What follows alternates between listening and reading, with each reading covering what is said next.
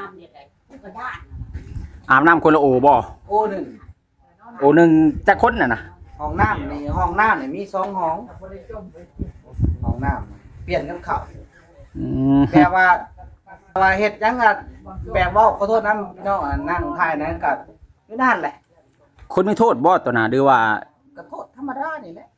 อยู่รักสหก ลำบาก เพราะว่ามันหลายคนเนาะหลายคนน่ะอยู่ใน เรื่องก็นอนเรียนแถวก็ได้นอนก็ได้200คนน่ะ อยู่ในห้องเดียวกันมันก็ต้องแออัด แปลว่าจังแข้งนะติดกับบ่ได้ จำเลี้ยงแล้วกูเนาะ แม่เป็นเรื่องละคั่ว บัดลูกมามันสิย่างได้อยู่บ่มันสิบ่จองบ่จังบ่นี่ เฮ็ดหยังน่ะ คันว่าแนวน่ะ กระจ้องเราเป็นบ่วงต่อมา อุ้ย เรา เนาะ บ่ได้โทษยังได้เราก็ได้ อืม ไปบำบัดนี่แหละเราออกมาเดี๋ยวนี้เราก็เป็นไทยแล้ว เป็นคนดีแล้ว ดีแล้ว เอาเอาง่ายๆกับพี่น้องเลยเนาะแบบนี้แหละเอาไปรักษาเป็นคนดีเป็นเอิ้นเป็นเอิ้นศูนย์รักษา แต่ก็สิลำบากอยู่สมคิดเนาะ ชีวิตก็ลำบากอดเอา รถเอาซะก่อน แม่ทุกข์ให้ปลายดีแบบนี้นะ มีแต่ทางเข้าก็จะไปเยี่ยมไปยามเราทีละเทื่อ แม่คิดละเทื่อหรือว่า2คิดต่อเดือนหรือว่าเดือนละเทื่อก็ว่าไปพี่น้องเอ้ยอันนี้ก็ได้เขาก็ยังว่าบ่ได้เด้เทื่อค่าเวียกค่างานบัดโดนแน่นะ โดยแต่ว่าตอนนี้เอาที่แน่ๆคือหาตัวเราก่อนเนาะ หาตัวก่อน ว่าเราอยู่ใส่ตอนนี้ แต่กับพอสิ ไอ้เทิดไปปลูกอ้อยแล้วไปทางไหนสัก กับใครแน่ได้เห็นข่าวเห็นไอ้น้อยได้คุยได้อย่าง ส นั้น บาย กั นะ บ ไปใช้ไอ้เทิดไปปลูกอ้อย สบายฮะ เหือน ไปเลยสบายกับเจน ก็บอกไปน้ำพัวแล้ว เอาบ่ได้อยู่นุ่งกันบ่ อยู่นำกันแต่ว่าบางเสียงเราว่าเราให้เถอะ อ๋อ ปลูกอ้อยก็บ่ได้เงินเราอะแต่ว่าปลูกอ้อยนี่ทิศหนึ่งเขาจ่ายทีนึง ไอ้เลยเราก็ได้อยู่แล้วแต่ว่า เขาเจ้าไล่เป็นเฮกตาร์เนาะ แม่ทิศหนึ่งได้เงินอ้อยได้เขาให้ทีหนึ่งได้บ่บ่ อิ่มร้อย เต็มร้อยยังอะนะ ใช้เกี่ยวกันบ่ว่า สิไปหลอกน้ำกันบ่เนี่ยหลอกคนเลยเนาะ สิเห็นสบายอยู่ว่า จังหวะหรือว่าบ่ไปขอยสิไปออกต้นออกขอยก็สิกลับมาเลยเป็นได้ก็จะสิแจ้งประสานหาเอาในนี่เนาะ ไอ้สิผ่านไปทางนั้นไปเวียกแล้วก็สิเลาะหาเราเลย แม่นเพราะว่าออกสว่างแล้วก็หลับมาบ้านเลย โอ้ เป็นยังไงก็สิแจ้งข่าวแจ้งข่าว โดย เนาะ โดย การหากันคือ เก่า เก่า ด้านบ่ได้ไปน้ำดอก เอากายไปกันมาปะเต้าคือรวยเดียวนี้ มาแล้ว ปะเต้าคือรวยแท้ เพราะว่า เต้าก็ ข่าวเพิ่นคิดไว้น้อย ที่ เนาะ ที่กลับเมื่ออันเอาเครื่องมาเมียบ่ แม่น อืม ก็เมื่อเอาเครื่องน้ำเมีย วันอาทิตย์เลยคือบ่มาขายบ้าน ไป ขายดีจังมาแต่ มั เช้าน คนลงหลายบ่ รายของเจ้าใครผ่ามือซองถือดิ ของเฮาบ่ได้ขายมื้อสองนี่คืออะไร ละหนึ่งแต่ราคาถือ ตัวนี้ได้แห่งขับเนาะตัวน้องแพทย์เนาะ ของดีราคาถูกเนาะ แล้ว โอ้ไผก็อยากได้เด้ของดีราคาถูกนี่ แล้ว เพราะว่าเฮาสั่งมาจาก สมมุติว่าเสื้อนี่ บริษัทเขา เท่าไหร่นี่ ฮะ เท่าไหร่ อันนี้ อ่ะ คะแนน บ่มีเมียข่อยบ่ได้ขายเสื้อแบบนี้ โอ้ ปลาหัก เสือมาแต่ใช้ยานี่ฮะ ศพมือเราเหมือนธรรมดาได้พี่น้องเอ้ยนี่ฮะ โอ้ ซ้ำว่าถุงมือนักแข่ง คู่ละแสนบ่คือว่า พูดละ80เนาะ แพงแห้งอะลีเนาะ มัน10กว่าล้านบ่ได้นี่ ทั้งโม สปอร์ตแต่กระแจวิโวกับมหาศาลแล้ว โอ้ย บ่ได้เว้าแต่10กว่าล้าน ทั้งกระเป๋า แม่น แล้วก็ เก่า เจอ ทั้งโมง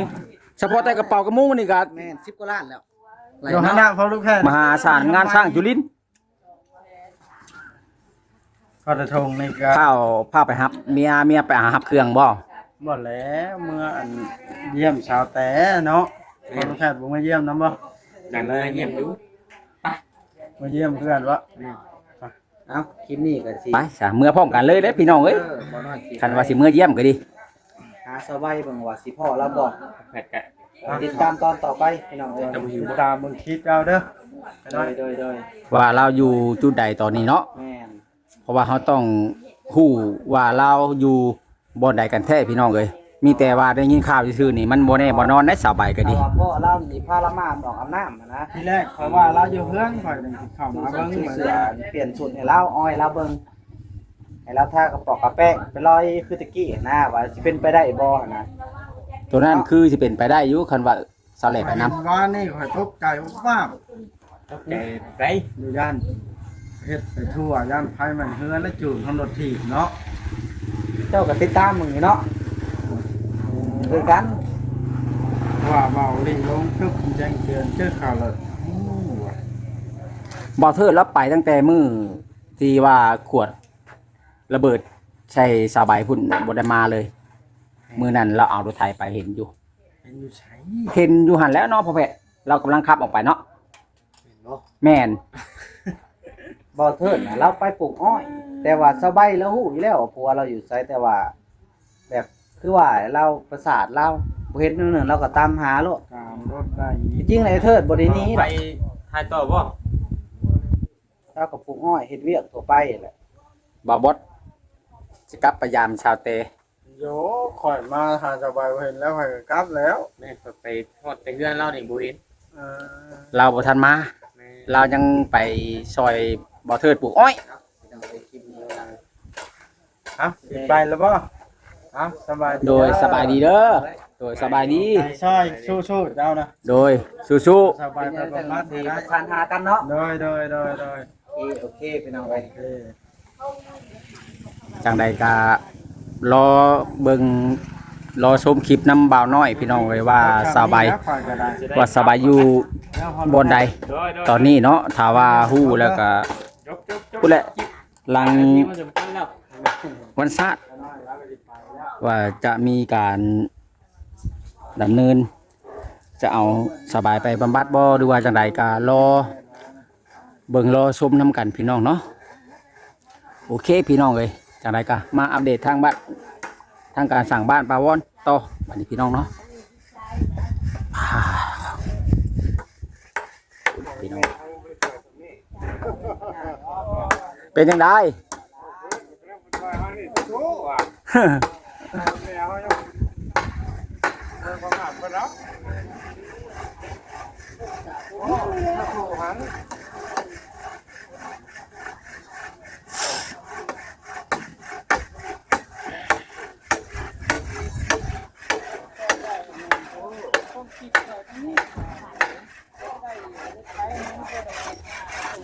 พวกนี้เนาะ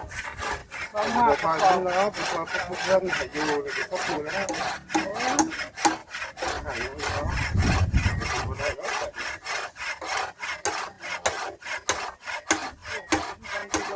เออคนมีคนเช่าให้กำลังเถียงหน้าเถียงหน้ากับเถียงหน้าตัวเองใช่ป่ะ นอนเถียงหน้าผู้อื่นเนาะ นอกจากหน้าผู้อื่นมาหาความว่างเลยคิดดูเลย เอาเขาสิว่างเลยเด้อ น้อยก็ยังไม่เท่าเนาะ น้อยก็เป็นของตัวเองเนี่ยมันดีได้ น้อยแน่นนั่นนี่ทั้งคักแล้วโอ้ยไม่หมอกผมเลยน้อยเขาก็ไปแจกใส่โซ่ เสาก็เสาใหญ่ไม้ก็ไม้ร้อยเนาะแน่นาปัญญังบัดนี่ เอาเขาแล้วเดินคนนี้เลยเอาความขาวมันหนาวนั่นยังว้าวคิดเอาน่ะ สมมุติว่าไปฮอดพุ่นนั่นเช้าเฮาสิตัดได้เจ้าของเนาะ เอาว้าว ไปเนาะ เจอแล้วจะเป็น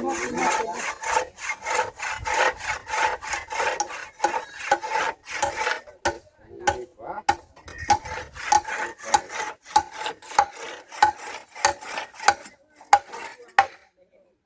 ผมแม่เขาบไดมีได้หนึ่ง บ่มีแล้ว แต่โบราณมีดอกผมมาเห็นเนี่ย ตามยุคตามสมัยมันนี่แหละพี่น้องเอ้ย ผมเห็นนี่ บ่ตัดบ่ตัวไหน ตรงนี้ว่าตัดดีว่าตัดแน่นอน เหลือบ่หลายอะไรเบิ่งแล้วมันเหลือแบบจะว่าถึงเป็นคนใกล้นั่นจะตายรู้คือกระจา มันออกกันได้แหละ ใช่นะ ออกกัน ก็ว่า กระจาดแล้ว18แผ่นเลย อ้าวพี่น้องไว้บาทนี่ยัง ไม่พี่จะไม่ได้หยัง สวัสดีกันมาหาสาวใบอยู่พี่น้องเอ้ยทางสาวน้อยอันทางบ้านน้อยสาวเหล่ก็ดีพี่น้องเอ้ยเนาะ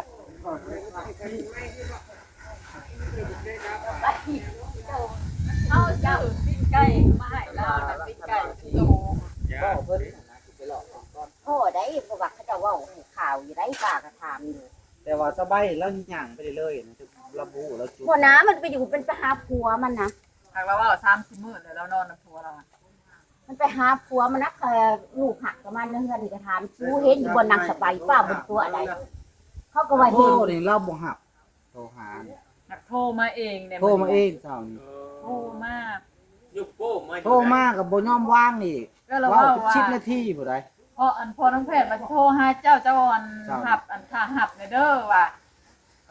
ว่ะบ่เห็นมาตะโทรมาบ่ได้เราหัวเลยนะ จักสิว่าใดๆเนาะป้าเนาะ โดย สบาย คันนี้มันเจ้านี่ไปหานี่แบบว่าซะแลมานำหานี่มันสิหาเจอ จังว่าจังว่า เพราะว่าจมหาแต่ผู้หญิงเนี่ยคือวิสัย เพิ่นนั้นเพิ่นจะให้เฮาพาไปตลาด แน่ ถ้าว่าสิพาไปซื้อเครื่องเด้แล้วอยากไปว่ะ เอายังหูจักความได้ไปซื้อเครื่องกับไปซื้ออัน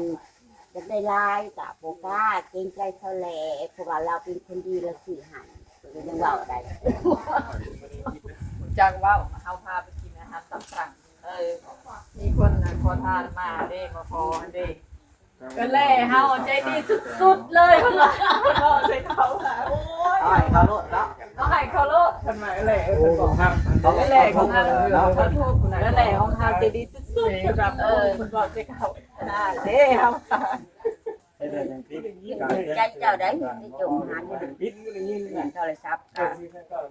ใครเนี่ยแต่ว่าดึงโทรศัพท์แล้วก็บอกกับโทรศัพท์ บ่ได้มื้อนี้โทรไปหันบ่อยากอยู่แล้วว่ะอยากมาอยู่ดงพุ่งน้ำเฮาอ่ะวันนี้นั่นแหละยังว่ากันได้ ได้ยินอยู่ ถ้าสมมุติว่าพาไปพูดโอ้หันยาน้ำตาไหลน้ำอยู่เฮาว่า คือมันเพิ่นมากับเจ้าเนาะลงตลอดมาหักก็คือแบบดีๆเนาะแต่งเพศแต่งพันก็คือแบบธรรมดาเนาะ ช่วงนั้นเนาะมาแต่งโตหน้าตาในซอไซขาว เพราะว่านางสบายนี่เปลี่ยนไปแล้วนางสบายนี่เพราะว่ามันเป็นคนแอนคนลมได้นั่นนี่เนาะมีคนปากคนเว้าแบบสามีพี่น้องนะ พวกคะแนนแบบว่าอยู่แบบว่าเฮฮาม่วนซื่นละเสียน่ะได้ ดี อัน ได้ นี้อยู่นำกันเถิดแล้วโอ้ยบ่ได้เข้ากัน บ่อยากให้เราขึ้นน้ำบ่เถิด คือเป็นที่สิญาณพวนฟ้าเดือนพวนฟ้า เฮาเว้าในที่ได้ปะแตวเฮาบอกเพิ่นอันใบเอ้ยเจ้าก็ฮู้จักหักตัวเองบ่ต้องไปคิดฮอดบ่ต้องไปคิดบ่ต้องไปหักแล้วนะไอ้เถิดหักตัวเองนี่เฮาว่าเอาตัวเองเฮานี่เอางามๆแต่งงามๆแหละแบบพวกพลังของเฮาว่าเดี๋ยวเพิ่นนี่เพิ่นว่าก็ได้ว่าถ้านี่บักเถิดน่ะเสียคาดองให้เฮาก่อนเพิ่นว่า คื โอ้ อมี ย แต่คือเรากับเธอมีบ่เห็นคือท้องไหนเราก็ยังได้กะเธอมีบ่เห็นเอาได้นะ เอาแล้วเนาะเอาสมุดเนาะบ่ได้เอาเงินเลยไปให้ซะจบค่าดองสมมุติว่า2ล้าน